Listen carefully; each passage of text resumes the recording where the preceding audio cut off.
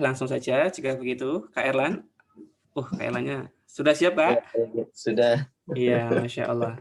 Ayah dan Bunda, Kak Erlan ini walaupun sarjana teknik kimia, wah, Masya Allah ya, tabarakallah, tapi fokus beliau, kesungguh-sungguhan beliau dalam ilmu tentang keluarga dan parenting ataupun anak-anak yang berbasis Islam ini, Masya Allah ya, beliau Allah berikan keistiqomahan untuk mempelajari dan memperdalam ilmu tersebut, dan semoga kita bisa mengambil faedah yang banyak dari Kak Erlan.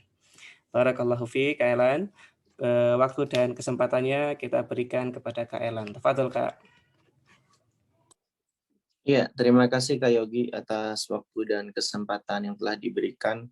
Kak Erlan juga senang sekali di hari yang terakhir ini masih tetap ramai para ayah bunda ataupun teman-teman semua calon ayah bunda yang mengikuti kajian kita Kak Yogi ya.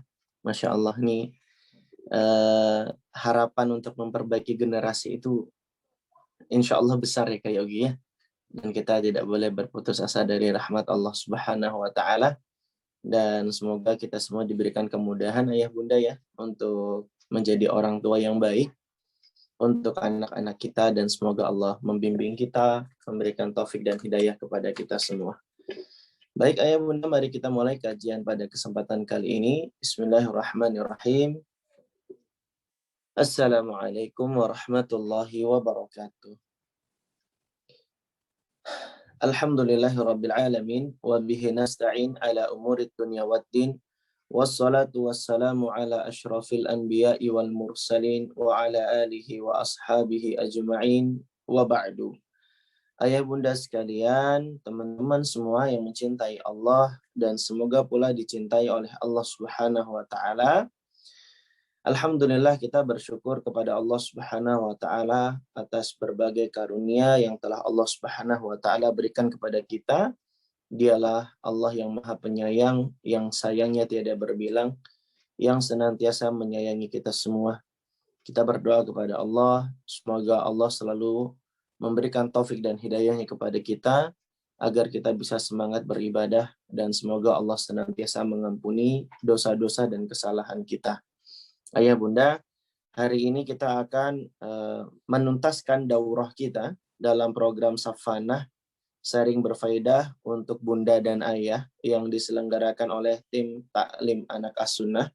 Masya Allah, barakallahu fikum. Ayah bunda tetap semangat walaupun puasa, walaupun siang-siang. Ini jam-jam yang enak untuk tidur siang, tapi ayah bunda merelakan waktunya untuk sedikit belajar bersama Kak Yogi dan Kak Erlan. Adalah sebuah kebahagiaan tentu saja, dan adalah sebuah optimisme ya, dan semangat bagi kita semua untuk bisa menjadi orang tua yang baik untuk anak-anak kita.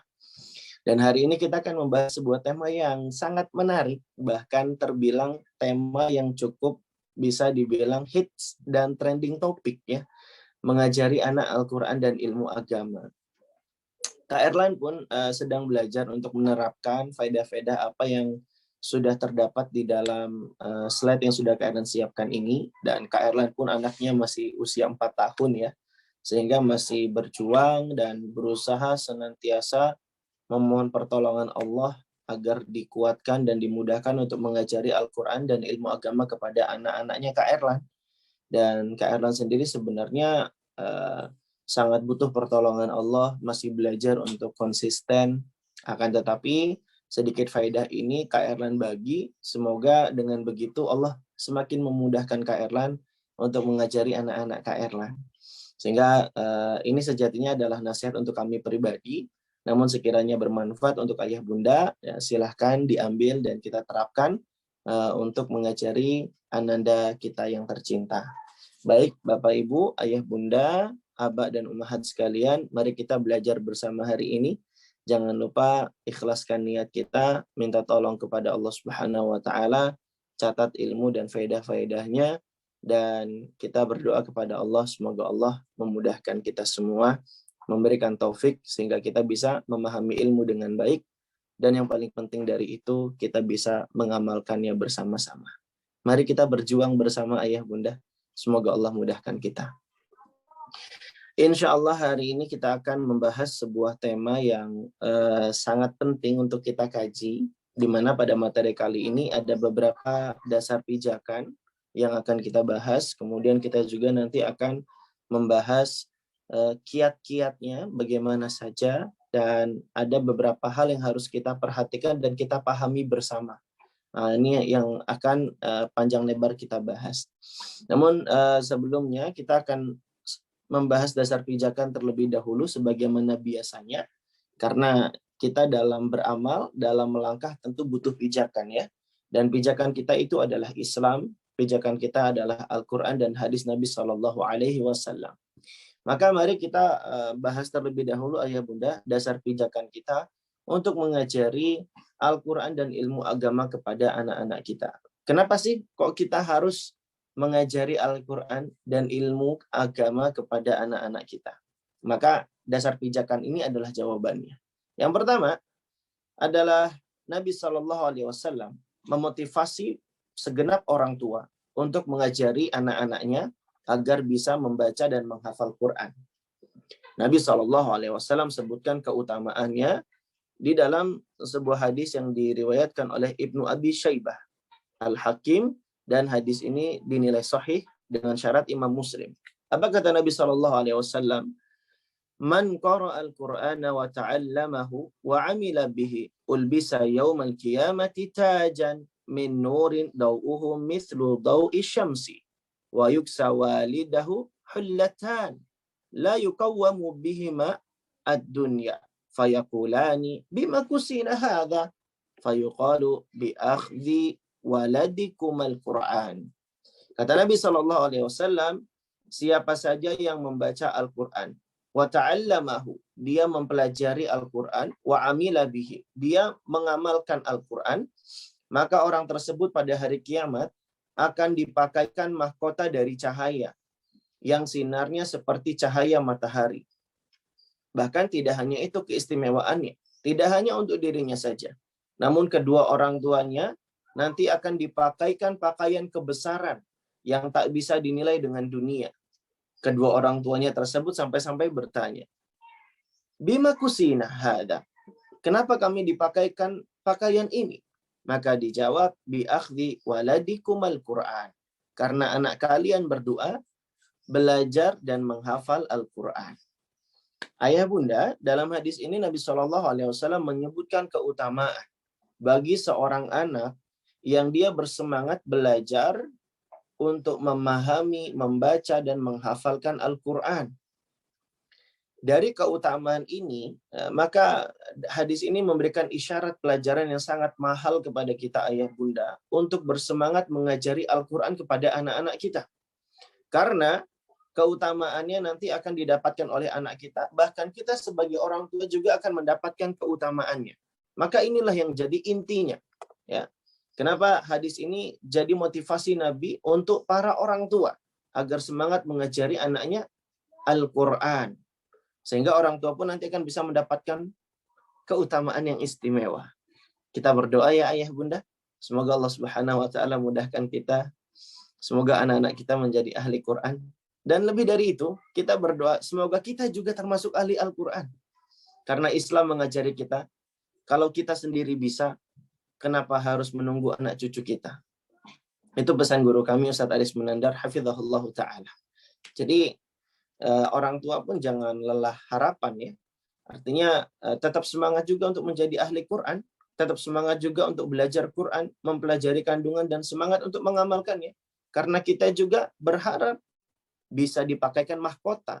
Bukan cuma anak kita saja yang kita harapkan dia pakai mahkota, tapi kita juga berharap kita bisa dipakaikan mahkota dan orang tua kita nanti akan dipakaikan pakaian kebesaran. Insyaallah ta'ala. Semoga Allah mudahkan kita ya. Maka orang tua itu adalah a lifelong learner, pembelajar senantiasa. Sehingga dia mengajari anaknya dan orang tua juga tetap harus semangat belajar ya.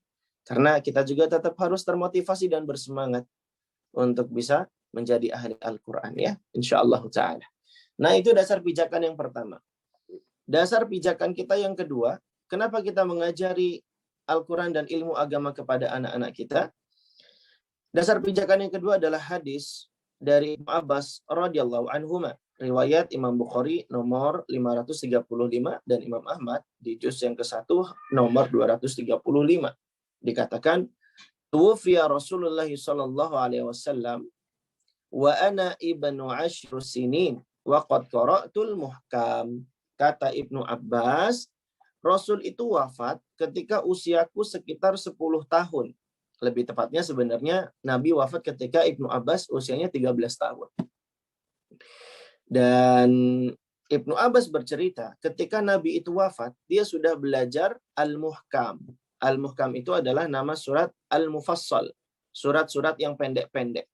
Para ulama menyebutkan bahwa Al-Mufassal itu ada yang bilang dari surat Qaf sampai surat An-Nas.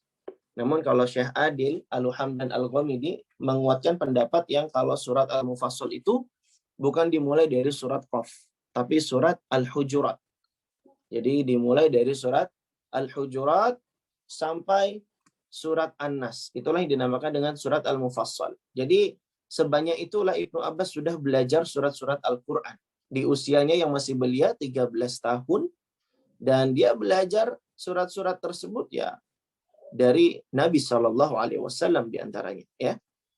Sehingga ini juga menjadi dasar pijakan kita bahwa Nabi Shallallahu Alaihi Wasallam mencontohkan kita untuk bersemangat mengajari anak-anak Al-Quran. Sebagaimana beliau mengajari Al-Quran kepada Ibnu Abbas radhiyallahu anhuma. Nah, nanti kira-kira anak kita akan berujar seperti apa ya? Ketika kita meninggal dunia, anak kita kira-kira akan mengungkapkan apa ya? Ibuku wafat ketika aku berusia 20 tahun misalnya, atau 30 tahun. Dan aku sudah bisa menghafal dan membaca 30 surat di Al-Quran. Misalnya begitu ya. Nah, kira-kira anak kita akan memberikan testimoni apa ya ayah bunda kalau kita sudah meninggal dunia? Dan pertanyaannya adalah, sudah sebanyak apa kita ajari surat-surat Al-Quran untuk anak-anak kita? Semoga Allah bimbing kita dan semoga Allah berikan taufik kepada kita. Ini dasar pijakan yang kedua ya. Dasar pijakan yang kedua ini lebih menunjukkan pada Nabi yang begitu bersemangat mengajari kita, mencontohkan kita, di mana beliau pun ajari anak-anak surat-surat Al-Quran. Dalam hal ini Nabi mengajari Ibnu Abbas radhiyallahu anhuma. Itu dasar pijakan yang kedua. Dasar pijakan yang ketiga, ya, ini hadis dari Ibnu Abbas lagi nih ya. Kali ini dasar pijakan kita adalah kita lihat bagaimana Nabi Shallallahu Alaihi Wasallam semangatnya dalam mengajari Al-Quran dan ilmu agama itu begitu besar. Kita bisa lihat dari semangatnya Nabi mendoakan seorang anak agar ahli dalam ilmu Al-Quran dan pandai ilmu agama. Dan seorang anak yang dimaksud lagi-lagi adalah Ibnu Abbas radhiyallahu anhuma. Biarkan Ibnu Abbas sendiri yang bercerita kepada kita. Inna Nabiyya sallallahu alaihi wasallam dakhala al-khala. Sesungguhnya Nabi masuk ke kamar mandi. Fawadatu lahu wudu'an. Dan aku letakkan air wudhu untuknya. Nah, dibaca wadu ya. Wawunya pakai fathah. Wadu. Wadu artinya air wudhu. Kalau wudhu itu tata cara berwudhunya. Nah, jadi beda cara baca nanti jadi beda makna. Jadi dibacanya wadu ya. Fawadatu lahu wudu'an. Aku letakkan air wudhu untuknya. Qala, maka Nabi pun bertanya, man wadu'a hadha? Siapa yang letakkan air untuk berwudhu ini? Fa ukhbira. Maka Nabi pun diberitahu siapa yang meletakkan air tersebut. Jawabannya adalah Ibnu Abbas. Maka Nabi pun senang, Nabi pun takjub, maka Nabi pun mendoakan kebaikan untuk Ibnu Abbas. Apa doanya Nabi SAW? Allahumma faqihhu fid din wa 'allimhu ta'wil. Ya Allah, fahamkanlah ia dalam ilmu agama dan ajarilah ia ilmu tafsir. Lihat nih ayah bunda. Yang pertama, Nabi SAW mendoakan supaya faqih, paham ilmu agama. Yang kedua, Nabi mendoakan supaya Ibnu Abbas itu jago ilmu tafsir. Ini artinya ilmu yang berkaitan dengan Al-Quran. Maka dari doa yang dilantunkan oleh Nabi SAW kepada Ibnu Abbas, ini menunjukkan perhatian Nabi yang besar untuk mengajari Al-Quran dan ilmu agama kepada anak-anak. Sampai-sampai Nabi menyebutkan dua hal ini di dalam permohonannya dalam sebuah doa yang diucapkan untuk mendoakan Ibnu Abbas radhiyallahu anhuma. Maka 3 dasar pijakan ini sudah sangat kuat sekali yang mendasari dan memotivasi kita, memacu dan memicu kita untuk semangat mengajari Al-Qur'an dan ilmu agama kepada anak-anak kita. Ya, ini dasar pijakan kita. Sehingga kita ngajari Al-Qur'an, ngajari ilmu agama itu ada dasarnya. Ada contohnya dari Nabi SAW. Jadi kita ngajari Al-Quran itu bukan karena ikut-ikutan dengan orang tua yang lainnya. Bukan karena ini jadi trending topik, bukan karena ini sedang hot-hotnya dibahas, bukan karena ini jadi parameter dinilai anak itu berprestasi atau tidak, bukan karena gengsi dengan orang tua yang lainnya, bukan. Kita melangkah karena ada dasar pijakannya, yaitu ini merupakan ibadah yang dicontohkan oleh Nabi Shallallahu Alaihi Wasallam. Nabi begitu besar perhatiannya pengajaran Al-Quran dan ilmu agama kepada anak-anak. Nabi motivasi kegiatan mengajarnya. Nabi juga contohkan langsung. Buktinya Ibnu Abbas bisa hafal surat Mufassal ketika Nabi sudah wafat. Saat Nabi sudah wafat, Ibnu Abbas hafal surat-surat Al-Mufassal. Kemudian yang ketiga, Nabi SAW sampai-sampai mendoakan tentang Al-Quran dan ilmu agama yang diharapkan itu benar-benar menjadi sebuah kefakihan dan kepemahaman yang mungkin ya pada diri seorang Ibnu Abbas radhiyallahu anhu. Nah, ini dasar pijakan kita ayah bunda ya. Dasar pijakan ini jadi alasan kita dalam melangkah, dalam belajar, dalam beramal, dan dalam beribadah. Sehingga kita jadi jelas orientasinya. Kalau sudah punya dasar pijakan. Itulah pentingnya kenapa Kak Erlan, kalau kajian-kajian itu, menyebutkan dulu dasar pijakannya apa. Sehingga kita itu beribadah itu bukan cuma ikut-ikutan, tapi karena ada alasannya. Begitu ya ayah bunda ya? Baik. Kita lanjutkan. Kita berburu dan berkelahi dengan waktu ini ya. Waktunya sedikit lagi nih, padahal materinya masih banyak. Semoga Allah mudahkan ya. Maka ayah bunda, mari kita lihat sangat para salaf belajar ilmu agama dan menghafal Al-Quran sejak belia. Kita temui banyak riwayat-riwayatnya di sini ya. Yang pertama ada riwayat dari Abu Asim. Ada riwayat dari Abu Asim. Abu Asim mengatakan, "Dhahabtu bibni ila ibni Jurayj wa huwa ibnu aqallu min 3 sinin fahaddatsahu bihadzal hadits wal Qur'an." Kata Abu Asim, aku mengajak anakku belajar kepada Ibnu Jurayj. Ketika itu usia anakku sekitar 3 tahun. Wah, 3 tahun bunda ya. Udah mulai diajari hadis dan Al-Qur'an. Ia pun diajari hadis dan Al-Qur'an. Kata Abu Asim. Dan Abu Asim pun melanjutkan, la ba'sa bi an yu'allama as-sabiyyu al-haditha wal Qur'ana bahwa fi hadha sini wa nahwihi. Kata Abu Asim, tidak ada masalah mengajari anak hadis dan Al-Quran pada usia semisal ini.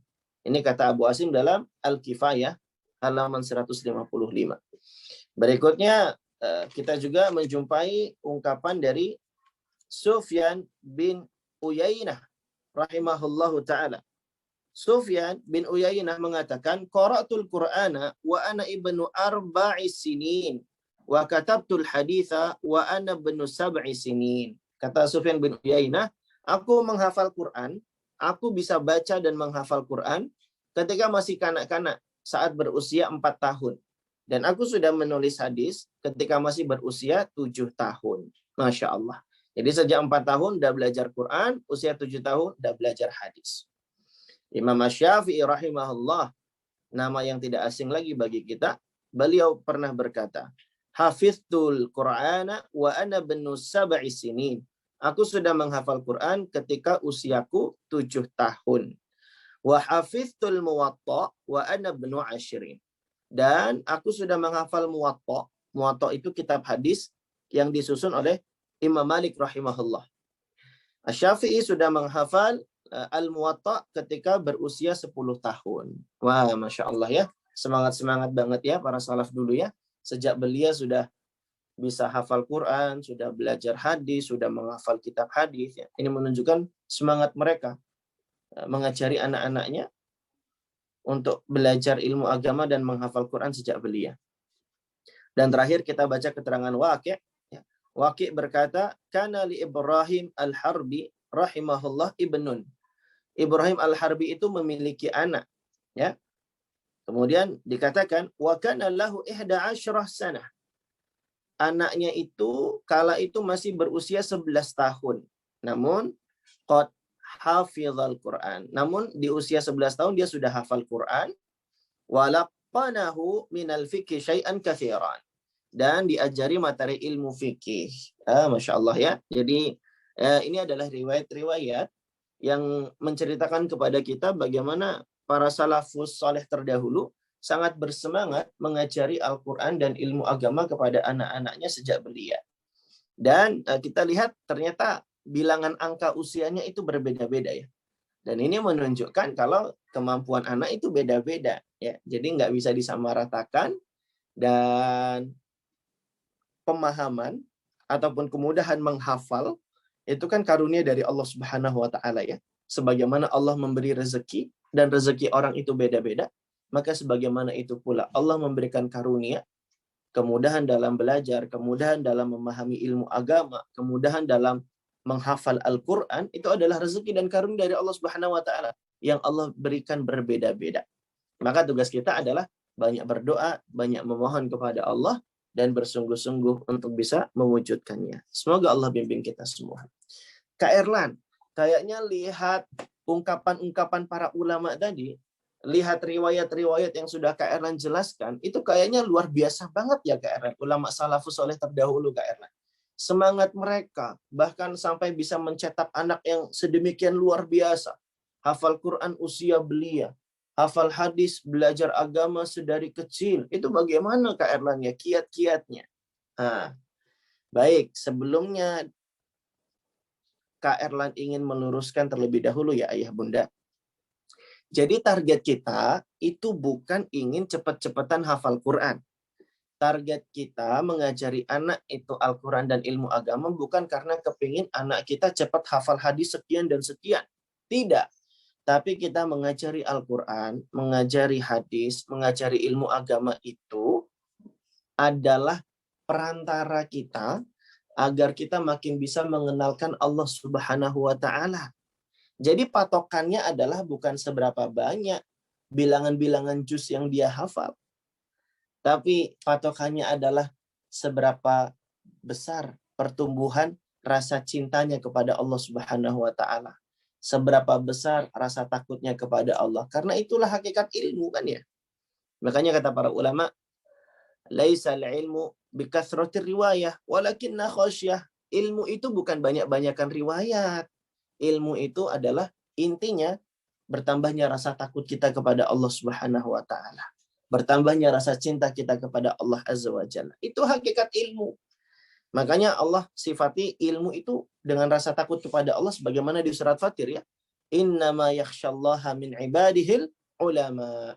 Sesungguhnya hanyalah orang-orang yang berilmu saja yang punya rasa takut disertai pengagungan kepada Allah Subhanahu wa taala. Jadi target kita mengajari Quran, mengajari ilmu agama supaya anak itu makin cinta sama Allah, makin besar rasa harapnya pada Allah, makin takut kepada Allah, ya. Dan anak-anak itu bisa semangat beramal, jadi orang yang solih. Orang soleh itu pengertiannya al-qaim bihukukillah wa bihukukin nas. Orang yang soleh itu adalah orang yang menegakkan hak-hak kepada Allah dan menegakkan hak sesama manusia. Jadi target kita itu Ayah Bunda. Jadi kita ngajari anak itu bukan kepengen gelar, bukan kepengen prestasi, bukan kepengen dapat sanjungan anak saya udah hafal sekian dan sekian. Bukan. Target utamanya adalah bagaimana Al-Quran itu bisa difahami, bisa diamalkan, ilmu-ilmu itu menambahkan rasa cinta kepada Allah Subhanahu wa taala. Itu target kita.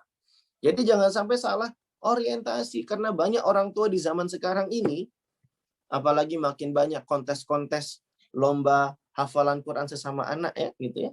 Itu jadi targetnya itu di angka bilangannya, bukan di kualitasnya gitu. Padahal apalah arti angka-angka yang berbilang jika tak ada nilai ketaatan, kecintaan, ketakutan, dan rasa harap kepada Allah Subhanahu wa Ta'ala. Maka ini problema kita. Tapi perlu kita sampaikan agar kita pun ketika mengajari anak, kita tidak salah orientasi dan tidak salah memandang. Begitu ya ayah bunda ya. Baik, mari kita lanjutkan belajarnya. Kiat-kiat penting dalam mengajari ilmu agama dan Al-Quran. Ada 4 poin penting yang Kak Ernan sudah siapkan di sini. Yang pertama, keteladanan. Yang kedua, pilih metode dan waktu yang tepat. Yang ketiga, just do it. Langsung aja jalan. Konsisten, ajari sedikit demi sedikit. Dan yang keempat adalah apresiasi. Keempat hal ini nanti akan didukung oleh dalil-dalil dan riwayat-riwayat yang penting. Ya, baik. Oh, ada asisten Kak Erlan sedang ikut memberikan pengarahan ya. Baik, ayah bunda, kita akan masuk di poin yang pertama, kiat-kiat untuk mengajari Al-Quran dan ilmu agama kepada anak. Yang pertama adalah keteladanan dan ikut sertanya orang tua dalam membersamai anak yang sedang belajar Quran ataupun belajar ilmu agama. Ayah bunda, fenomena yang terjadi akhir-akhir ini adalah orang tua itu biasanya banyak yang baru belajar begitu ya. Kemudian punya obsesi dan punya cita-cita tinggi supaya anaknya itu lebih hebat, lebih berilmu, dan lebih solih daripada orang tuanya. Betul atau tidak? Betul ya, fenomenanya demikian ya. Kita tentu mengapresiasi adanya semangat dan cita-cita semisal ini. Namun, dalam proses pembelajarannya, anak-anak itu harus dibersamai. Ya. Karena lingkungan itu berpengaruh. Semangat itu menular. As-sahibu sahib, pepatah Arab menyatakan demikian. Sahabat itu berpengaruh, sahabat itu bisa menarik dan menyeret. Begitu pula di lingkungan rumahnya.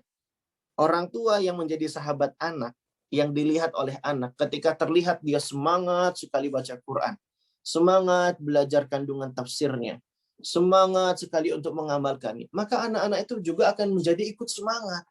Karena semangat itu menular. Nah, yang terjadi sekarang itu adalah berbeda.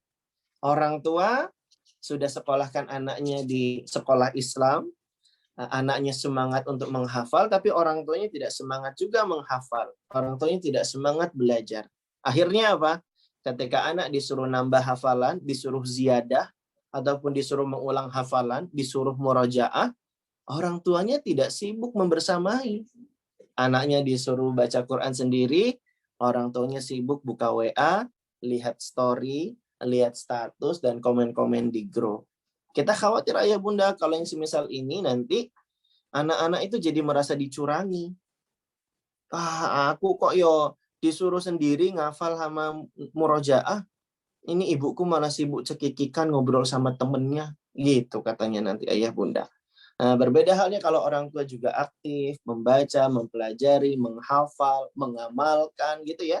Anak-anak tidak merasa dicurangi. Wah, ayah bundaku walaupun udah tua tetap semangat ya belajarnya ya. Gitu. Walaupun kita jujur akui ayah bunda, kemampuan kita, potensi kita dengan anak itu jauh berbeda. Sama-sama duduk 1 jam. Mungkin saja anak-anak itu sudah bisa hafal 10 ayat, kita baru 1 ayat gitu ya. Sama-sama duduk bareng, sama-sama 1 jam. Tapi anak sudah bisa 10 ayat, kita baru 1 ayat. Kita akui kemampuan kita sudah sangat menurun. Dan jauh jika dibandingkan dengan sang anak. Tapi ayah bunda, ketika kita duduk bersama mereka, mereka lihat kita, mereka lihat bagaimana perjuangan kita, mereka akan jadi belajar. Ayah bundaku semangat belajar Qur'annya, walaupun sudah tua, sebesar ini perjuangannya, sebesar ini semangatnya. Aku pun harus lebih semangat dari mereka. Itu ayah bunda. Inilah yang namanya kita sebut dengan keteladanan. Sebuah hal yang terajarkan, meskipun tidak terlisankan, tapi begitu dalam tertancap dan tertanam. Itulah yang kita sebut dengan keteladanan. Sebuah hal yang bisa jadi tidak terajarkan, tidak terlisankan, tapi begitu dalam tertancap dan tertanam. Itulah yang namanya keteladanan. Ketika kita semangat, ayah bunda, belajar, semangat baca buku, semangat apalagi nyimak kajian di rumah, semangat murojaah hafalan Quran di rumah, Anak-anak itu akan meniru. Anak-anak itu kan imitator yang tangguh ya. Dia peniru ulung. They learn what they see, they act what they get gitu. Mereka belajar dari apa yang mereka lihat dan mereka akan berbuat sesuai dengan apa yang mereka dapatkan gitu. Jadi ini pelajaran mahal bagi kita, makanya Kak Erlan taruh di poin yang pertama nih. Pentingnya kita memberikan keteladanan. Nah, makanya kedua orang tua juga harus semangat belajar, ya, harus semangat ikut kajian, semangat nyimak-nyimak pelajaran dari rumah, ngafal bareng dengan anak-anak tercinta, gitu ya. Kita lihat ayah bunda, bagaimana semangat Nabi Ibrahim alaihissalam, yang beliau itu membersamai anaknya Nabi Ismail untuk melakukan sebuah ibadah, yaitu membangun Ka'bah, rumahnya Allah Subhanahu wa taala. Allah abadikan di surat Al-Baqarah ayat 127. Wa idh yarfa'u Ibrahimu al-qawaida minal baiti wa Ismailu. Rabbana taqabbal minna. Kata Allah menceritakan kisahnya, Nabi Ibrahim itu dia bersama dengan anaknya Nabi Ismail membangun pondasi rumahnya Allah, yaitu Ka'bah. Lantas setelah itu terbangun, Nabi Ibrahim dan Nabi Ismail pun berdoa, Rabbana taqabbal minna. Ya Allah, terimalah amal kami semua. Ayah bunda, dari ayat ini, dari surat Al-Baqarah 127 ini, kita belajar dari Nabi Ibrahim. Bagaimana semangat beliau membersamai anaknya mengerjakan ibadah. Nah, kita juga bisa terinspirasi dari Nabi Ibrahim alaihissalam. Kita semangat juga membersamai anak mengerjakan ibadah. Bahkan Nabi Ibrahim itu tidak hanya semangat membersamai ibadah ya, tapi Nabi Ibrahim juga sangat semangat mengajari sesuatu yang lebih penting dari ibadah tersebut. Nabi Ibrahim itu menanamkan rasa roja dan khauf, menanamkan rasa harap dan takut kepada Nabi Ismail alaihissalam. Nabi Ibrahim ajari Nabi Ismail untuk berdoa, Rabbana taqabbal minna. Ya Allah, terimalah amal kami semua. Lihat ayah bunda, Nabi Ibrahim bukan hanya sekedar mengajari ibadah yang zahir, tapi ibadah batin, memunculkan rasa harap dan takut, ditanamkan sekalian oleh Nabi Ibrahim alaihissalam. Makanya ketika membaca surat Al-Baqarah 127 ini, Wuhaib ibnul Warad, seorang ulama, itu sampai menangis bercucuran air mata. Dia bilang ketika mentadabburi ayat ini, Ya Khalilar Rahman, wahai kekasihnya Ar-Rahman, anta tarfa'u qawaiman min baitir Rahman. Engkau itu adalah orang yang membangun pondasinya rumah Ar-Rahman. Wahai Nabi Ibrahim, engkau itu orang spesial. Engkau itu kekasih Allah loh. Tapi engkau itu membangun rumahnya Allah dalam keadaan ini merupakan amal yang spesial. Wa anta musyfiqun alla yuqbala minka. Tapi engkau masih khawatir dan takut kalau amalmu itu tidak diterima. Maka engkau pun masih berdoa, Rabbana taqabbal minna. Masya Allah. Nabi Ibrahim tidak hanya ajari ibadah yang zahir, tapi juga ibadah batin. Nah, ini juga ayah bunda, jadi pijakan kita juga ya, bahwa kita juga harus tetap fokus pada ibadah batin. Maksudnya, ibadah yang sifatnya di dalam hati gitu ya. Menanamkan rasa harap dan takut di dalam diri anak. Nah, alhamdulillah nak, kamu sudah hafal juz amma nak. Doa ya nak ya, semoga menghafalnya ini diterima oleh Allah Subhanahu wa taala sebagai amal ibadah. Doa ya nak ya, semoga apa yang dihafal itu bisa diamalkan. Doa ya nak ya, semoga apa yang dihafal itu nambah rasa takut kepada Allah Ta'ala. Doa ya nak ya, semoga ayat yang dihafal itu bukan cuma sekedar hafalan semata-mata, tapi semoga bisa kita amalkan dan bertambah rasa cinta kepada Allah ya nak ya. Gitu ayah bunda. Seperhatian itu kita terhadap anak-anak kita. Masya Allah. Ya, ini pelajaran yang sangat berharga sekali. Baik, itu adalah poin penting dari kiat-kiat mengajari Al-Quran dan ilmu agama kepada anak. Yang pertama adalah keteladanan. Yang kedua, pakai metode yang tepat dalam belajar dan mengajar, ya, dan juga termasuk pilih waktu. Nanti pilih waktu setelah ini kita bahas ya. Metode yang tepat ketika belajar dan mengajar, ya. Ketika belajar ayah bunda, nanti ayah bunda bisa sampaikan kepada anak kalau membaca buku pelajaran ataupun menghafal Quran, ya, itu ada kaidah-kaidahnya, ada cara-caranya, ada metode-metodenya. Dan tiap orang bisa jadi beda-beda ya, tapi keumumannya demikian. Ada yang ngafal itu harus sendiri. Ada juga yang ngafal itu bisa bareng-bareng dengan orang lain. Ada juga yang ngafal itu harus sambil duduk. Ada yang ngafal harus sambil berdiri. Nah, tiap orang beda-beda, ya. Ada yang bisa belajar dengan suara keras. Ada juga kalau yang belajar harus dengan suara pelan. Dan ini ulama Syafi'iyah, sebagian dari mereka menuturkan sebuah kaidah. Kalau kita belajar tuh ada kaidahnya ternyata ayah bunda ya. Al-qira'atul 'aliyah lil hifzi. Baca dengan suara keras itu untuk kegiatan menghafal. Wal qira'atul khafifah lil fahmi.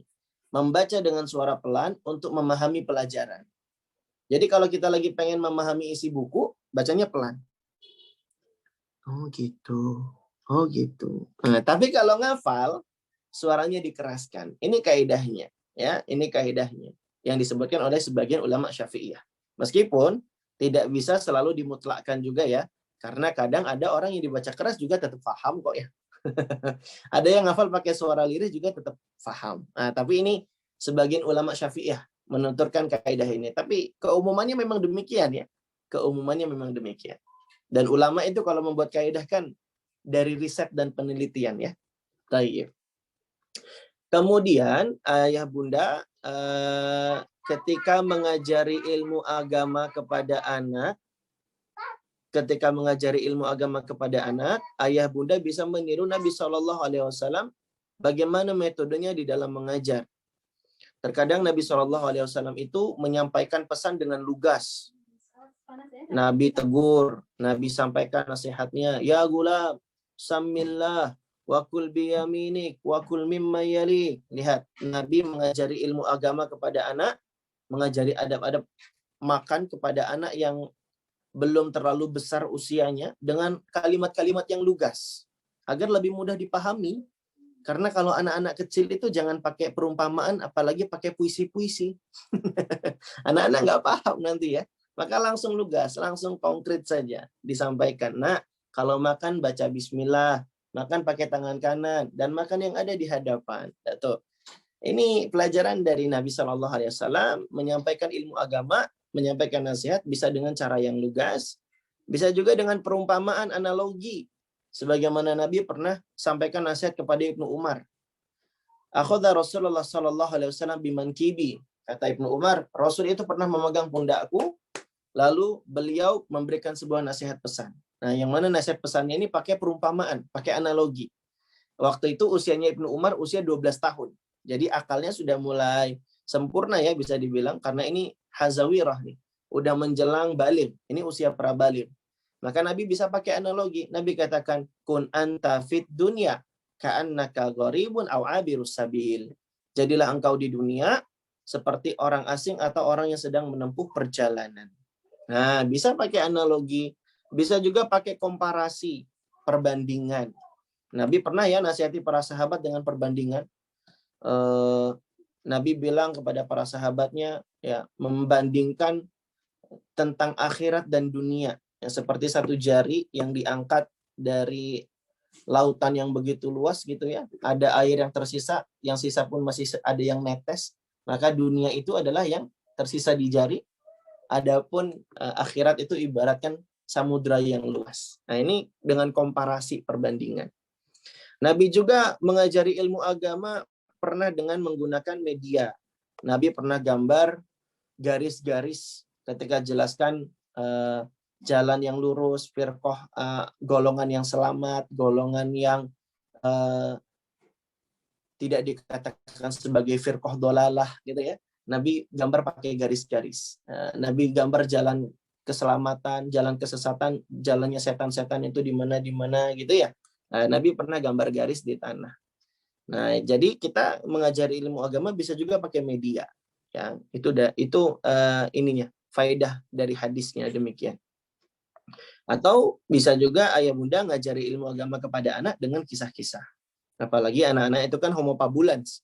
Anak-anak itu suka sekali dengan cerita. Jadi metode dengan berkisah ini merupakan pengajaran yang sangat efektif kepada anak-anak. Nah, jadi ayah bunda ketika ngajari Al-Quran, pilih metode yang tepat. Cara ngafalnya gimana, cara bacanya gimana, gitu ya. Kemudian ketika ngajari ilmu agama juga pilih metode yang tepat. Ya, kadang pakai kisah, kadang pakai kalimat yang lugas. Nanti dilihat sesuai dengan fase usianya. Nalarnya udah sampai belum ya? Pakai analogi atau pakai perbandingan gimana ya? Nah, gitu. Ini sekedar gambaran umumnya saja, ya. Ini poin pentingnya ayah bunda ya. Pakai metode yang tepat. Lalu yang mau Kak Erlan sampaikan juga, ketika kita ngajari Al-Quran dan ilmu agama kepada anak, pilih waktu yang baik untuk mengajarkan ilmu agama. Kalau bisa ketika kita ngajari ilmu agama kepada anak itu, di saat anak tidak merasa bosan. Ibnu Mas'ud radhiyallahu anhu menuturkan, karena Nabi sallallahu alaihi wasallam yatakhawwaluna bil mau'izati fil ayyam karahat as-sa'amah alaina. Kata Ibnu Mas'ud, Nabi Shallallahu Alaihi Wasallam itu memilah-milah hari yang tepat bagi kami untuk memberikan nasihat karena beliau khawatir akan rasa bosan yang bisa saja menghinggapi kami. Di lain kesempatan, Ibnu Mas'ud juga pernah berpesan, ajarilah manusia saat mata mereka benar-benar tertuju padamu. Hati mereka pun tertambat dan mudah menerimamu.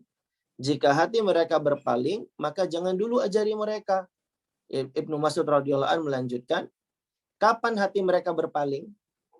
Yaitu ketika pandangan mereka sudah saling menoleh, berpaling satu sama lain, mereka sudah mulai menguap.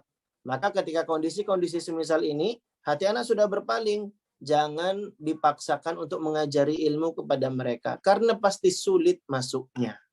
Nah gitu ya, ya bunda ya. Ternyata ngajari ada seninya, ada perlu untuk memilih waktu yang tepat, gitu ya. Masya Allah. Ini pelajaran sangat berharga ini. Terkadang kita digegas terus gitu ya, ngejar target nih Kak Erlan, anak saya pokoknya harus segini, tet tet tet tet tet tet. Anaknya udah ngantuk, matanya merah, dipaksa terus-terusan ya. Kita khawatir ayah bunda. Metode pengajaran yang salah membuat anak-anak itu jadi benci dan trauma ketika disuruh belajar agama. Kita khawatir kalau metode kita yang salah, itu membuat anak justru malah benci dan trauma kalau disuruh belajar agama. Maka penting bagi kita membekali ilmu dan belajar seni serta metodenya ayah bunda ya, agar kita bisa membuat anak itu jadi cinta belajar, cinta dengan Quran. Dan itulah yang kita harapkan. Semoga Allah mudahkan. Nah, kemudian ayah bunda pilih juga waktu yang baik untuk mengajarkan ilmu agama kepada anak selain pertimbangannya saat anak tidak merasa bosan, kalau bisa juga ajari anak itu saat anak merasa senang. Misalnya anak senang itu kan ketika sedang di atas kendaraan. Nah, ini Nabi pernah terapkan nih ketika ngajari Ibnu Abbas sedang naik di atas bighal. Bighal itu hewan peranakan antara kuda dan keledai. Ya. Nabi bonceng Ibnu Abbas, lalu Nabi pesankan, ya gulam, ini u'allimuka kalimatin, ihfadillah yafadhka, ihfadillah tajidhu tujahak, idza sa'alta fas'alillah, wa idza sta'anta fasta'in billah, dan seterusnya, dan seterusnya. Nabi ketika membonceng Ibnu Abbas di atas kendaraan, Nabi mengajari pesan-pesan akidah. Jagalah agama Allah, maka Allah akan menjagamu. Jagalah agama Allah, maka Allah akan ada di hadapanmu.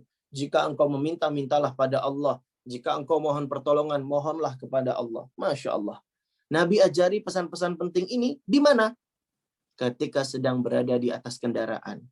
Makanya para ulama menyebutkan, ini adalah seni dari Nabi SAW yang sangat luar biasa di dalam mengajar. Nabi manfaatkan momentum ketika anak merasa senang di atas kendaraan, Nabi ajari pesan-pesan kebaikan. Maka ini pelajaran buat ayah bunda juga yang mungkin biasa mengajak anaknya di atas kendaraannya gitu ya. Jangan jadi orang tua yang bisu. Manfaatkan momen itu untuk menyampaikan nasihat-nasihat kepada anak Anda tercinta gitu. Ini gara-gara kita nganterin dia berangkat ke sekolah, terus kita juga udah fokus mikirin kerjaan, fokus mikirin deadline-deadline di kantor, sampai-sampai lupa untuk berdialog dengan anak, untuk menyampaikan pesan-pesan positif kepada anak. Padahal berdialog antara orang tua dan anak itu sangat-sangat ditekankan loh. di dalam Al-Qur'an ya, tercatat ada 19 dialog antara orang tua dengan anak ada di dalam Al-Qur'an. Dan uniknya 14 dialog tersebut dari 19 dialog yang ada di dalam Al-Qur'an antara orang tua dan anak, 14 dialognya itu ternyata dialog antara ayah dengan anak. Ini menunjukkan apa? Kalau ayah itu harusnya lebih aktif. Ayah itu punya tanggung jawab yang lebih utama untuk mendidik dan mengasuh anak-anaknya. Karena ayah itu kepala sekolahnya, sedangkan ibu adalah sekolah pertama bagi anak-anaknya. Lihat ayah bunda, kita bisa pilih waktu ngajari ilmu agama kepada anak ketika di atas kendaraan. Atau ketika sedang makan. Nabi juga tadi kan pernah memberikan pesan dan nasihat kebaikan kepada Umar bin Abi Salamah ketika sedang makan. Biasanya laki-laki itu kalau lagi makan tuh emang senang-senangnya ya. Apalagi Kak Erlan, kalau lagi makan itu bahagia sekali hatinya. Masya Allah. Nah, Nabi tahu kondisi ini. Apalagi barusan Umar bin Abi Salamah melakukan adab-adab yang keliru dan salah. Maka Umar bin Abi Salamah ditegur Nabi. Diajari ilmu agama. Diberikan nasihat dan pesan ketika sedang makan. Masya Allah. Nah, ini pilih waktu yang baik. Atau boleh juga memang kita jadwalkan khusus waktu untuk belajar dengan anak. Misalnya di waktu pagi pada subuh, ya ini kita jadikan waktu khusus untuk belajar Al-Quran atau belajar ilmu agama kepada anak, gitu ya. Boleh. Apalagi Nabi bilang waktu pagi itu kan waktu yang diberkahi ya. Allahumma barik li ummati fi bukuriha. Ya Allah berkahilah umatku di waktu pagi harinya. Atau ya bunda tetapkan jadwal duha. Nah, kalau duha, yuk kita belajar agama. Kita belajarnya di masjid. Kalau di rumah nanti nggak fokus. Di masjid aja nak. Apalagi Nabi pernah bersabda, man ghada ilal masjid. Siapa yang ketika waktu pagi dia berangkat ke masjid, la yuridu illa an yata'allama khairan au yu'allimahu. Dia tidak menginginkan apapun dalam usahanya berangkat ke masjid di waktu pagi, di waktu duha tersebut, melainkan cuma ingin belajar ilmu agama, belajar kebaikan atau mengajarkannya. Maka apa keutamanya kata Nabi Shallallahu Alaihi Wasallam? Kana lahu ajrun. Maka baginya itu ada keutamaan, ada pahala, mendapatkan pahala haji. Taman kata Nabi Shallallahu Alaihi Wasallam. Hajinya sempurna bahkan ya. Al-Kamakal Nabi Shallallahu Alaihi Wasallam. Jadi keutamaan belajar ilmu agama di waktu duha di masjid. Keutamanya adalah mendapatkan pahala seperti ibadah berhaji. Nah ini Kak Erlan juga belum lama tahu faidah hadis ini. Kalau nggak salah dapat faidah hadis ini 2 tahun yang lalu ya. Dari Ustadz Amin Nurbait, guru Kak Erlan. Beliau sampaikan hadis ini. Ini hadis riwayat Al-Munzir. Dan hadis ini derajatnya valid gitu ya. Nah, luar biasa. Jadi kita bisa pilih waktu duha. Atau di kala maghrib. Habis sholat maghrib, buat jadwal taklim keluarga. Nah ini ayah bunda Kak Erlan sangat kagum dengan guru Kak Erlan yang lain, namanya Ustadz Yulian Purnama. Beliau tuh punya dars, jadwal rutin ngaji dengan keluarganya sampai sudah selesai berkitab-kitab sekarang. Semoga Allah mudahkan kita ayah bunda ya. Semoga kita bisa meniru orang-orang yang semangat mengajari Al-Quran dan ilmu agama kepada anak-anaknya. Nah ini jadwal taklim keluarga pada maghrib. Atau ketika malam bisa juga kita pakai untuk ngajari ilmu agama kepada anak. Ya lewat kisah menjelang tidur gitu ya. Biasanya kan ini momen-momen yang tepat untuk menanamkan kisah kepada anak. Nah, itu poin yang kedua ya ayah bunda untuk bisa mengajari Al-Quran dan ilmu agama kepada anak. Pilih metode dan pilih waktu. Maka kemudian yang poin ketiga yang mau kita bahas adalah ajari sedikit demi sedikit. Baik itu ilmu, baik itu Al-Quran, ajari sedikit demi sedikit. Yang pertama ayah bunda, kita perhatikan bareng-bareng ya. Belajar 1 atau 2 hadis. Jangan langsung digegas, jangan langsung banyak, tapi bertahap, perlahan, berproses. Nggak ada yang instan, nggak ada yang mendadak, satu-satu gitu ya. Syu'bah bercerita, kuntu ati Qatadah, fa'as'aluhu an hadithaini, fayuhaddithuni. Aku mendatangi Imam Qatadah, dan aku meminta kepadanya supaya diajari 2 hadis. Maka dia pun mengajari hadis tersebut kepadaku. Lalu Imam Qatadah tanya sama si Syu'bah, aziduka, apakah aku mau tambah nih? Kan cuma 2 hadis nih. Ditambah nggak nih belajar hadisnya? Maka apa kata Syu'bah? Fa'aqulu la hatta ahfadhuhuma. Tidak, kata Imam Syu'bah. Aku nggak mau nambah sampai aku benar-benar menghafal 2 hadis itu tadi dan aku benar-benar mungkin bisa menghafalnya. Masya Allah ya. Jadi ini jadi dalil kata para ulama kalau belajar itu perlahan. 1 hadis, 2 hadis, 1 poin, 2 poin, 1 bab, 2 bab, pelan-pelan aja ya. Makanya hari-hari dengan anak itu adalah hari-hari yang berbilang ya, hari-hari yang banyak jumlahnya. Sehingga kita optimalkan tiap hari-hari keberbuat. Dan nggak boleh terlalu digegas ayah bunda ya. Jangan dikejar tayang, dikebut, jangan. Kalau terlalu digegas malah khawatir semuanya bisa lepas. Kata Imam Az-Zuhri, man talabal ilma jumlatan, fatahu jumlatan. Siapa yang terburu-buru mencari sejumlah ilmu, maka akan hilang pula darinya sejumlah ilmu. Wa inna ma yudrakul ilmu hadithun au haditsain. Bahwasanya kalau dinamakan ilmu itu bisa didapat ketika kita belajarnya bertahap, dimulai dari 1 hadis atau 2 hadis. Jadi ajari ilmu kepada anak tuh dikit-dikit ayah bunda dan dibuat bertahap dari yang ringan sampai yang keberat. Diajari dulu ilmu-ilmu penting, ilmu-ilmu ringan, ilmu-ilmu alat ya. Diajari tulis baca, diajari huruf hijaiyah misalnya gitu ya bunda ya. Kemudian diajari ilmu-ilmu yang bisa mendukung kegiatannya sehari-hari ya, ilmu-ilmu yang relate dengan dirinya gitu ya. Nah, itu kata kuncinya ya. Nah, tentang akidah lah, fikih ibadah, toharoh atau sholat ya, yang erat dulu dengan kaitannya dengan si anak. Jadi fokus ngajari ilmu agama yang dekat dengan keseharian dia dulu. Ngajari apa? Ngajari fikih janaiz atau masalah fikih muamalah menanam saham.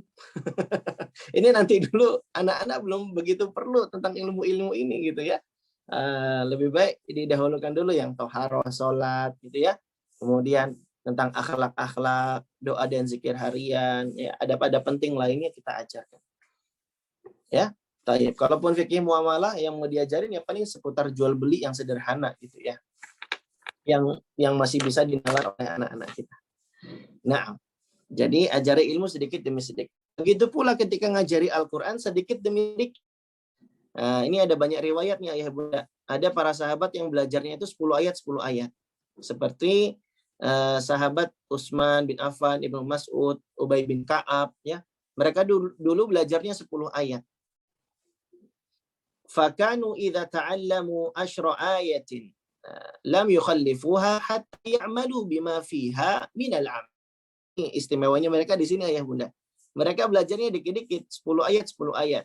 Tapi mereka nggak akan lewati 10 ayat itu kalau mereka belum mengamalkannya. Jadi mereka amalin dulu, baru mereka lanjutin pelajarannya.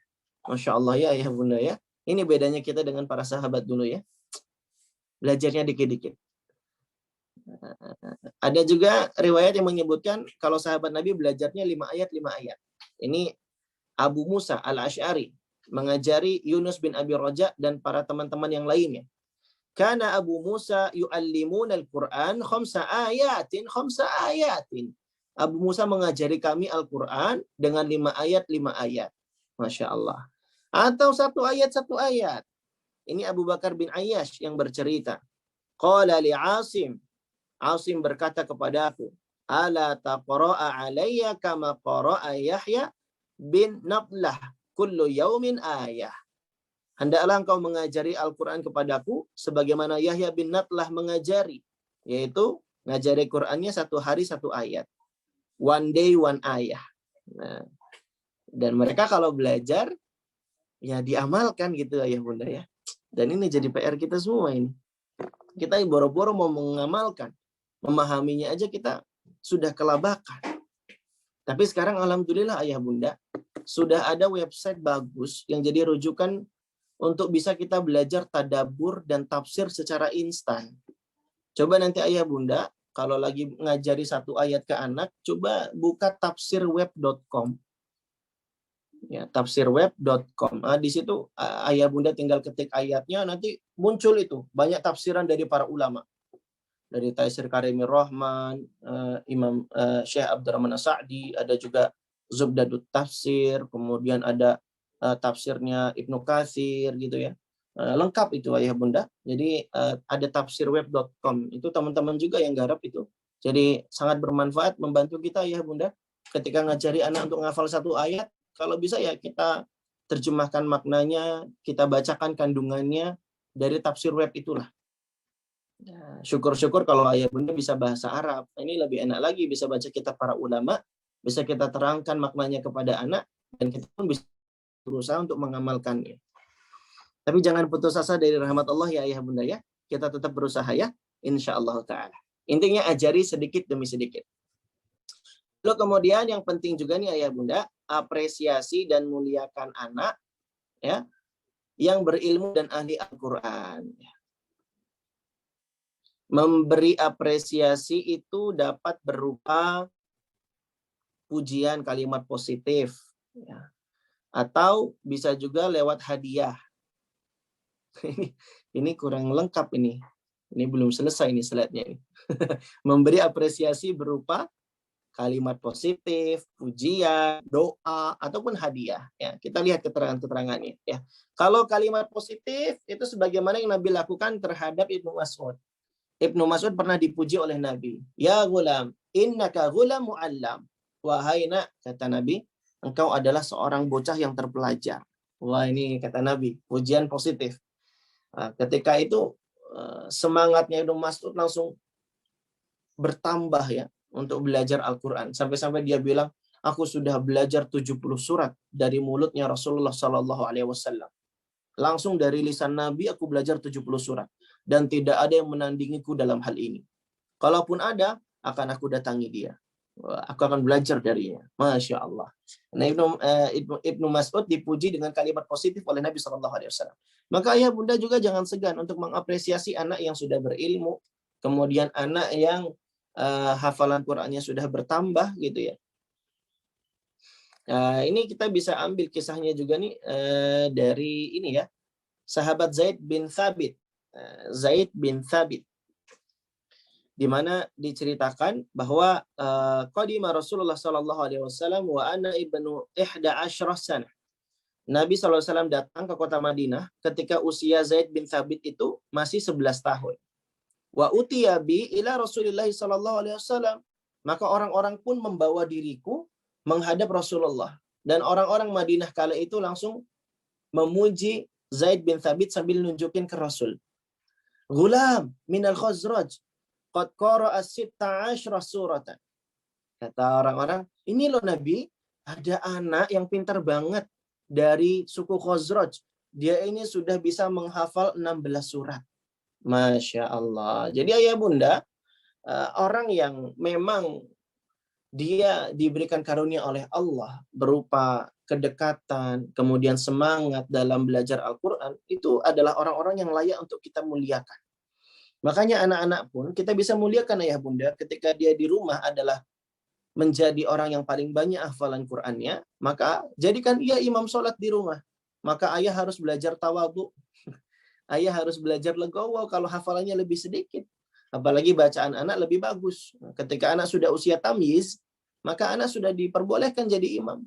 Mengimami orang-orang yang lebih tua dari usianya. Ini bentuk apresiasi kita. Buat seolah-olah kalau mereka itu merasa diistimewakan. Sebab apa? Sebab Al-Quran. Nah, gitu ya Bunda ya. Jadi apresiasi, pujian ini penting. Ketika belajar Quran ataupun ketika belajar ilmu agama. Bahkan dulu Ibrahim bin Adham itu kalau belajar hadis dia dikasih 1 dirham. Dikasih uang ternyata ayah bunda ya. Ibrahim bin Adham yang bercerita, qala li abi, ayahku berkata kepadaku, utlubul hadis, fakullama sami'ta hadisan wa hafadtuhu falaka dirhamun. Kata ayahnya, carilah hadis. Setiap ada 1 hadis yang engkau dengar dan engkau hafal, maka bagimu 1 dirham. 1 dirham itu 1/10 dinar. 1 dinar itu 4,25 gram emas. 1 gram emas 800.000. Jadi 1 dinar berapa rupiah?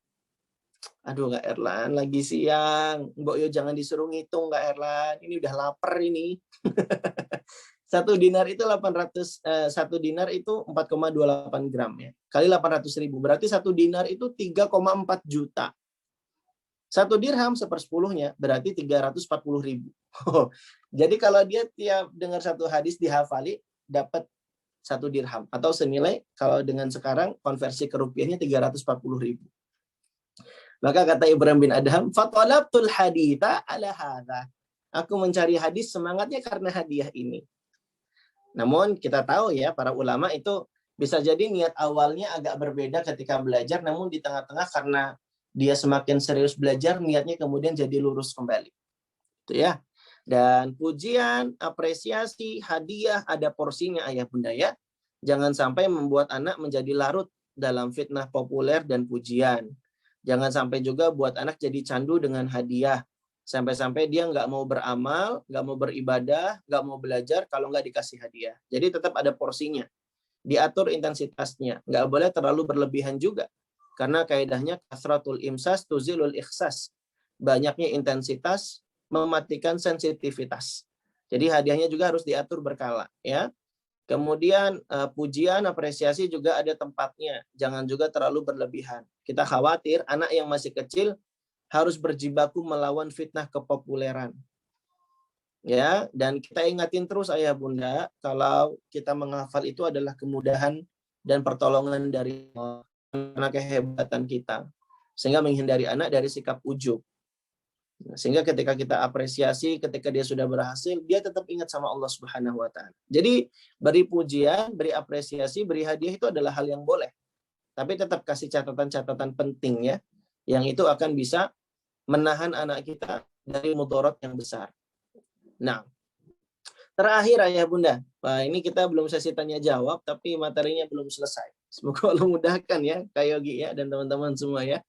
Ini malah ini inti materinya. Ini penting nih ayah bunda. Ada beberapa hal yang harus kita pahami sebagai orang tua yang mau mengajari ilmu agama dan Al-Quran kepada anak. Yang pertama, mengajari ilmu dan Al-Quran kepada anak merupakan sebuah ibadah. Oleh karenanya harus ikhlas dan tidak boleh mengharap pujian manusia ataupun gengsi dengan sesama manusia. Allah berfirman, "Wa ma umiru illa liya'budullaha mukhlishina lahuddin." Padahal mereka hanya diperintah menyembah Allah dengan ikhlas menaatinya semata-mata karena menjalankan agama. Ngajari Al-Quran, ngajari ilmu kepada anak itu adalah sebuah ibadah. Jadi yang namanya ibadah harus ikhlas. Maka nggak boleh kita ngajari Al-Quran, ngajari ilmu kepada anak, tapi niatnya karena pengen dipuji sama orang tua yang lainnya, karena nggak mau kalah sama tetangga yang lainnya, nggak mau kalah saing dengan anggota grup WhatsApp yang lainnya, apalagi sesama emak-emak ini rentan sekali kiranya. Ada fitnah-fitnah semisal ini ya ayah bunda ya. Kita itu tidak sedang berlomba dengan siapapun ayah bunda. Kita itu sedang fokus ingin menjadikan anak kita menjadi anak yang soleh. Kita pun sedang fokus berusaha menjalankan tugas dari Allah, mendidik dan mengajari ilmu kepada anak-anak kita. Jadi ayah bunda harus ikhlas. Ngajari itu bukan karena dapat prestis. Ngajari itu bukan karena pengen dapat pujian. Bukan karena kepengen viral. Na'udzubillah. Kita ngajari itu karena pengen disayang Allah. Kita pengen bersemangat untuk menunaikan apa yang Allah bebankan kepada kita semua. Jadi ini kaidahnya, ngajari itu ibadah loh. Jadi harus ikhlas. Ya bunda ya. Baik. Kemudian harus dipahami oleh kita, yang kedua, mengajari ilmu ataupun Al-Quran itu adalah cara untuk membuat anak makin mengenal dan mencintai Allah. Jadi jangan sampai salah orientasi ya. Makanya Syekh Muhammad At-Tamimi dalam salah satu usul beliau mengatakan faidza qila laka bima arafta rabbaka, jika ditanyakan kepadamu dengan apa engkau mengenal Rabbmu, maka jawabnya bi ayatihi wa makhluqatihi. Jadi anak belajar agama, anak belajar Al-Qur'an itu supaya makin mengenal Allah. Anak itu diajari tentang ayat-ayat Quran supaya anak makin cinta sama Allah. Jadi Hafal Quran itu bukan tujuan utama yang ada di garis finish, bukan gitu loh. Tujuan utamanya itu biar kita bertauhid sama Allah, semangat beribadah kepada Allah, dan makin cinta sama Allah. Itu tujuannya. Jadi jangan sampai salah target ya ayah bunda ya. Nah, lalu kemudian yang harus dipahami oleh kita juga, bagian yang ketiga, sebelum mengajari Al-Quran dan ilmu lain, harus didahului dulu dengan belajar iman. Jundub bin Abdullah menuturkan, kunna ghilmanan hazawiratan ma'a Rasulillah sallallahu alaihi wasallam. Kami dulu kecil menjelang baligh bersama dengan Rasulullah sallallahu alaihi wasallam. Fata'allamana al-iman qabla al-Qur'an.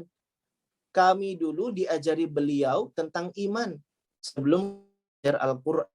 Tsumma ta'allamana al-Qur'an. Kemudian dia mengajari kami Al-Qur'an. Fazdatna bihi imanan. Maka setelah itu bertambahlah keimanan. Nah, kemudian Jundub mengatakan, wa innakumul yaum ta'allamuna al-Qur'an qabla al-iman. Adapun kalian sekarang ini belajar Al-Qur'an sebelum belajar iman. Ya Allah, semoga Allah mengampuni kita ayah bunda ya. Maka sebelum ngajari Quran, kita ngajari iman. Maksudnya kata Syekh Saleh Al-Munajjid, maksudnya ngajari iman di sini adalah aslul iman, yang jadi pokok-pokok iman secara ringkas dan sederhana. Iman kepada Allah, ya, iman kepada Rasulullah Shallallahu Alaihi Wasallam, secara sederhana. Ya, dan perkataan Jundub ini juga dikuatkan dengan pernyataannya Ibnu Umar, riwayat Ibnu Umar radhiyallahu anhu yang menekankan bahwa kalau belajar Quran itu jangan cuma belajar Quran doang, tapi nggak ngerti apa-apa gitu loh. Kalau belajar Quran itu belajar yang bisa menambah keimanan. Belajar Quran itu ya belajar maknanya. Kalau ketemu perintah bersegera mengerjakan. Ketika belajar Quran, ketika baca ayat ketemu larangan, maka kita bersegera meninggalkan. Gara-gara ayat Quran kita jadi berhenti dari perbuatan maksiat dan kesalahan. Nah, itu baru belajar yang bermanfaat. Itu baru Al-Quran yang didasari dengan iman. Nah, itu kurang lebih ya. Nanti ayah bunda bisa lihat keterangan lebih detailnya di sesi Islam yang panjang lebar menjabarkan perkataan Jundub bin Abdullah ini. Lalu kemudian yang keempat yang harus dipahami oleh kita adalah sebelum mengajari Al-Quran dan ilmu lain, oh ini sudah ya. Yang kelima adalah kita bicara tentang ilmu agama sekarang. Ajari adab sebelum belajar ilmu. Nah, ini terakhir ya ayah bunda ya. Sebelum kita ajari ilmu agama, ajari adab dulu terhadap anak-anak kita. Sebagaimana Malik bin Anas berpesan, ya ibna akhi, ta'allamil adab qabla tata'allamal ilma. Kata Malik bin Anas, wahai anak saudaraku, ta'allamil adab, pelajarilah adab qabla an tata'allamal ilma. Sebelum engkau belajar ilmu. Jadi adab dulu baru ilmu. Yusuf bin Husain juga mengatakan bil adabi tafhamul ilma. Hanya dengan adab engkau dapat memahami ilmu. Nah, ayah bunda sekalian dirahmati oleh Allah, adab itu adalah sebuah hal yang penting. Kalau nggak pakai adab, maka ilmu yang didapat itu jadi tidak berkah dan tidak bermanfaat. Oleh karenanya ayah bunda, sebelum mengajari ilmu agama yang komprehensif dan terstruktur kepada anak, maka ayah bunda ajari adab-adab dulu, biar ilmunya jadi ilmu yang berkah. Sebagaimana ibundanya Malik bin Anas. Ibundanya Malik bin Anas itu sebelum melepas kepergian Malik bin Anas belajar, maka dipakaikan dulu baju yang rapi, pakai penutup rapi. Baru sekarang ibunya tahu belajar itu pakai baju rapi, baju yang sopan. Itu ya. Hadisnya yang malaikat Jibril di hadapan Nabi tanya tentang Islam, iman dan ihsan. Tahu hadisnya ayah bunda ya? Kan di situ Jibril datang dalam keadaan pakai baju yang putih bersih, la yura alaihi atharus safar. Tidak ada tanda-tanda sehabis safar. Jadi penampilannya itu nggak lusuh, tapi penampilannya itu rapih, bajunya bersih. Nah, ini adab-adab kata para ulama di dalam belajar, di dalam majelis ilmu. Nah, coba ayah bunda sekarang perhatikan. Ketika anak-anaknya belajar Zoom online, Ada yang nggak pakai sarung, pakai celana pendek doang, bahkan ada yang nggak pakai jilbab, ada yang sambil tiduran. Kira-kira berkah nggak ilmu? Maka adab itu penting. Nah, ada juga kisah nih tentang Imam Syarik ya, yang ngajari anaknya raja, tapi anaknya raja ini kurang beradab gitu ceritanya. Nah, anaknya raja ini kurang beradab. Mana kisahnya ya? Kayaknya tadi ketemu tuh di kitab ini, Al-Ihtifal ini. Nah, ini nih ceritanya nih. Jadi ceritanya begini. Fa'atahu ba'du waladil Hamidi. Jadi ada anak Raja Hamidi yang datang mau belajar kepada Imam Syarik. Fastanada ilal haid. Tapi anaknya raja ini ketika belajar itu malah nyender ke tembok. Jadi badannya nyender ke tembok. Wasa'alahu an hadis. Sambil nyender ke tembok, dia minta diajari hadis sama Imam Syarik. Tapi Imam Syarik nggak mau menoleh. Imam Syarik nyuekin anak ini. Fa'ada alaihi. Anaknya ini sampai ngomong sekali lagi, diulang permintaannya. Tapi lagi-lagi falam yaltafit ilaihi. Imam Syarik nggak mau menoleh, nggak mau berpaling ngadep anak ini. Faqala, dia bilang, anak ini bilang, ka'annaka tastakhif bi auladil khilafah. Kayaknya kamu ini ngeremehin anaknya raja ya. Anaknya bilang gitu. Lalu lalu dijawab sama Imam Syarik, la. Walakin al-ilma azyanu inda ahli ilmi min an yudayyi'uhu. Kata dia, enggak. Bukan begitu maksud saya. Akan tetapi ilmu itu lebih indah di sisi para ahli ilmu daripada orang-orang yang menyia-nyiakannya. Maka kemudian anak itu berlutut, dia minta maaf, baru kemudian Syarik bilang, hakadha yatlubul ilma. Hakadha yutlabul ilmu. Demikianlah ilmu itu dituntut. Harus dengan adab. Ini anak raja duduk sambil senderan, minta diajari hadis. Dicuekin sama Imam Syarik. Gitu ya. Sampai dia perbaiki sikapnya, dia duduk yang benar, baru Imam Syarik ngajari dia. Hakadha yutlabul ilmu. Beginilah ilmu itu dituntut. Gitu. Nah ya Bunda, kalau misalnya bingung mau ngajari adab menuntut ilmu kepada anak, wah Kak Erlan agak promosi nih ya. Bisa Kak Erlan menulis buku tentang adab-adab menuntut ilmu. Coba nanti ayah bunda bisa beli dan mungkin bisa membantu ayah bunda ya untuk ngajari adab-adab menuntut ilmu kepada anak-anaknya. Nah, semoga Allah Subhanahu wa taala mudahkan ayah bunda, dan inilah akhir dari kajian kita pada kesempatan sore hari ini, dan sekaligus ini mencukupi dan menutupi perjumpaan kita dalam daurah Safana selama 7 hari ini. Masya Allah. Jazakumullah khairan ya ayah bunda. Masih tetap semangat belajar dan terus belajar. Semoga Allah bimbing kita, Allah beri hidayah kepada kita, dan semoga Allah tolong kita semua menjadikan kita orang tua yang soleh dan solehah, dan juga menjadikan anak-anak kita menjadi anak yang soleh-solehah. Demikian yang bisa Kak Erlan sampaikan. Semoga yang sedikit ini bermanfaat, dan semoga kalau ada salah kata Kak Erlan dimaafkan ya, dan kepada Allah Kak Erlan memohon ampunan. Demikian yang bisa Kak Erlan sampaikan. Subhanakallahumma bihamdika asyhadu alla ilaha illa anta astaghfiruka wa atubu ilaik.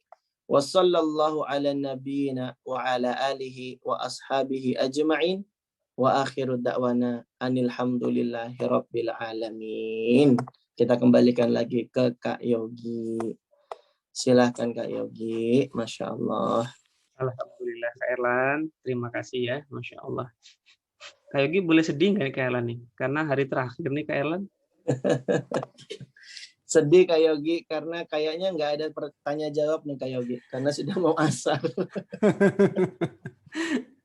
Iya, jadi kita ini ya Kak Erlan ya, tanya jawabnya belum ada dulu ya. Iya Kak Yogi, karena ini Kak Yogi waktunya kayaknya nggak cukup, ternyata materinya agak banyak. Iya, baik Kak Erlan. Jadi ayah dan bunda mohon maaf untuk serial daurah di hari yang terakhir ini belum ada tanya jawab dulu ya. Tapi nanti kan ini Kak Yogi ya, pertanyaan yang masuk kan bisa kita lacak lagi ya dari Zoom-nya ya. Insya Allah sehingga, bisa. Ya nanti mungkin jika ada yang bisa kita jawab lewat artikel Mungkin nanti dijawab sama Kak Yogi ya di artikel ya, insya Allah. Nggak kebalik, Kak. Ya, Kak Elan, Masya Allah.